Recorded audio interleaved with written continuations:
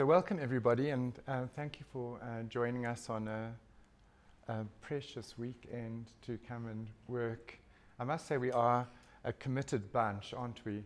Working weekends and evenings and that.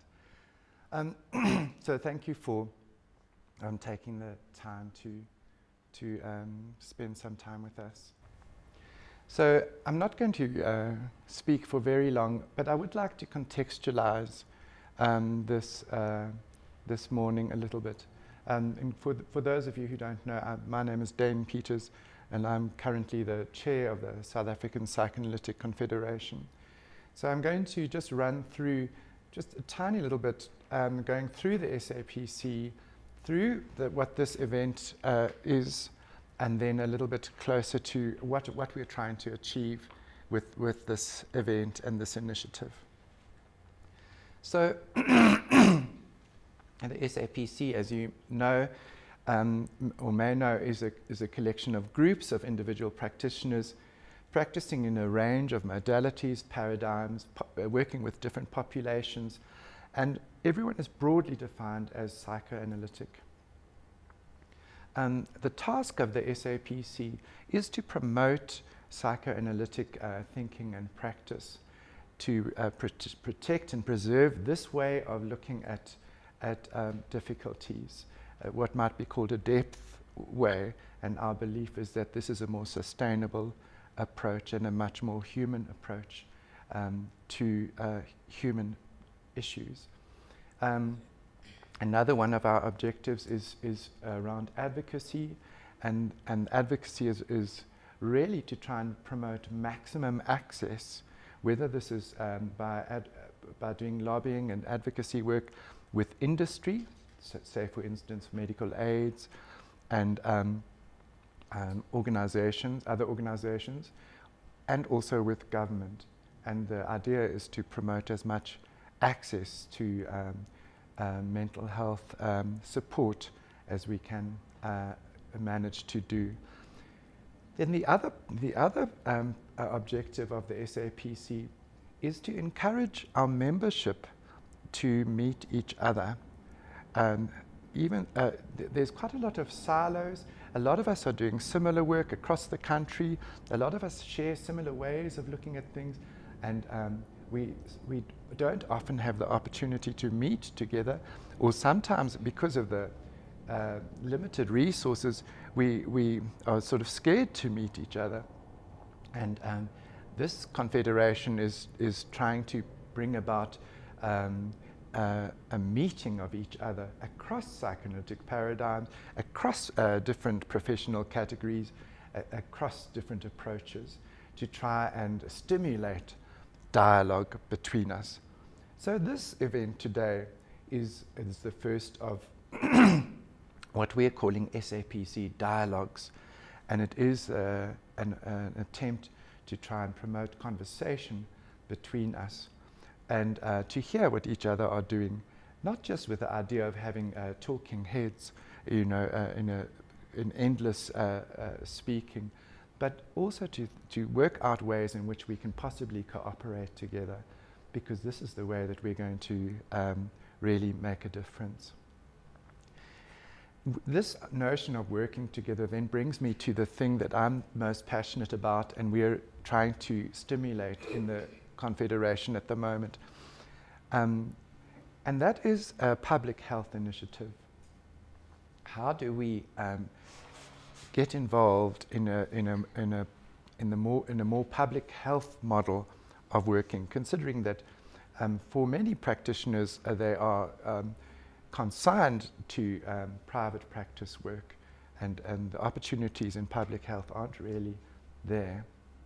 So we're trying as a confederation to work out how could we address this.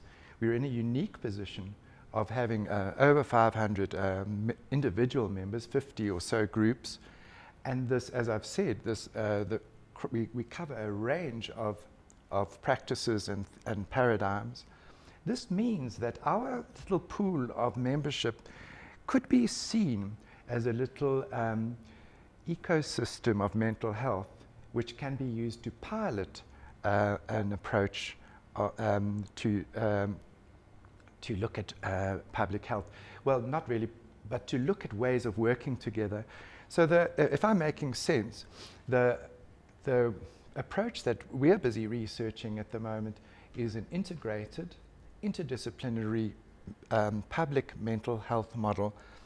It's a bit of a mouthful, and you have to be very awake in the morning to be able to say that whole mouthful. But if you just get your head around it, the integrated is what I've been punting. We need to talk, we need to cooperate, and the interdisciplinary is, wouldn't it make a lot more sense if we use the special approaches that each one of us has, the advantages of each approach, which is already being done, as we'll see in the work today.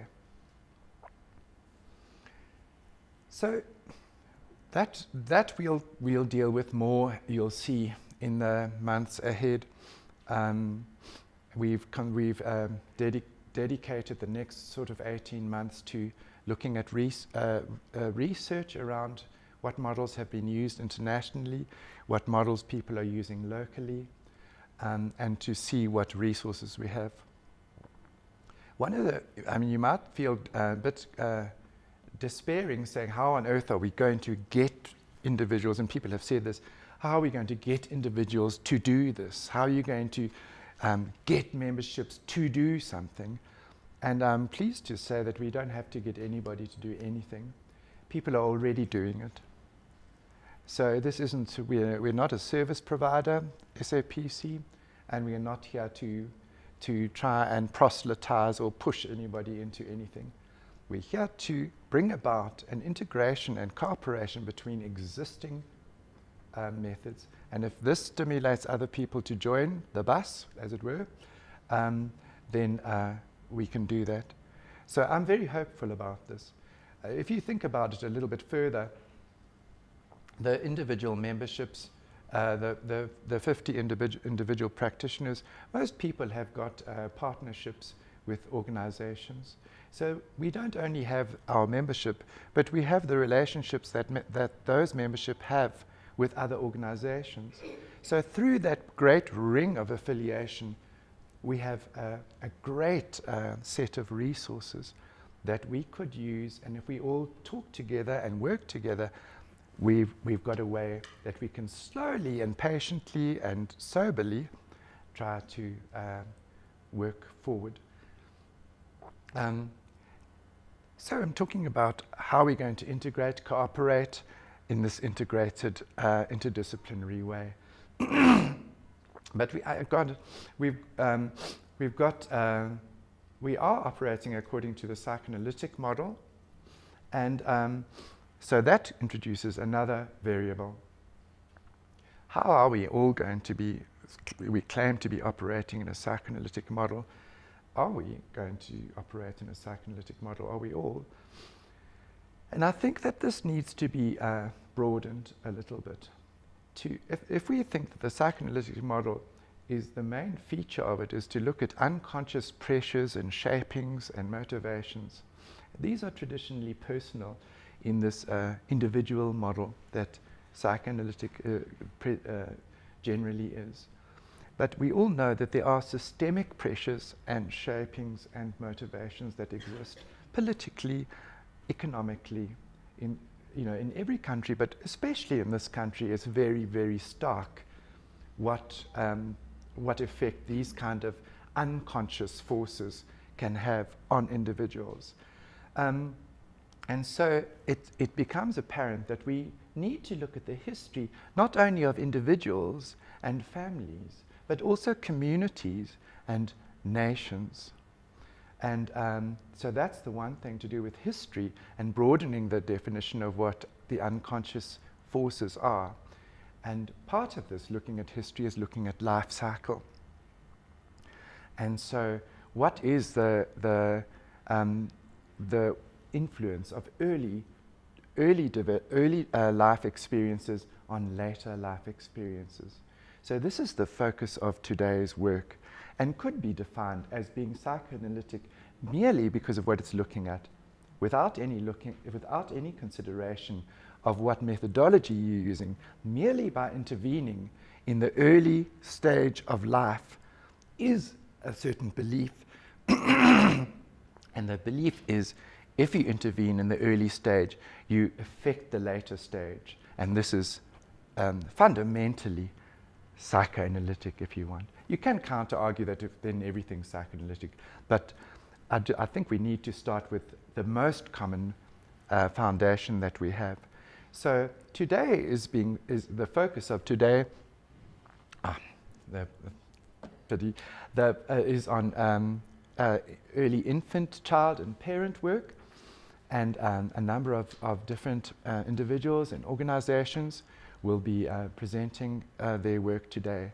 And I just want to say it is very pleasing in terms of, you can see the argument that I've been presenting, that these organizations are exemplary in the way that they are all working together in an integrated way. So welcome to today's event, and I hope you have a stimulating, inspiring day, and thank you very much for coming.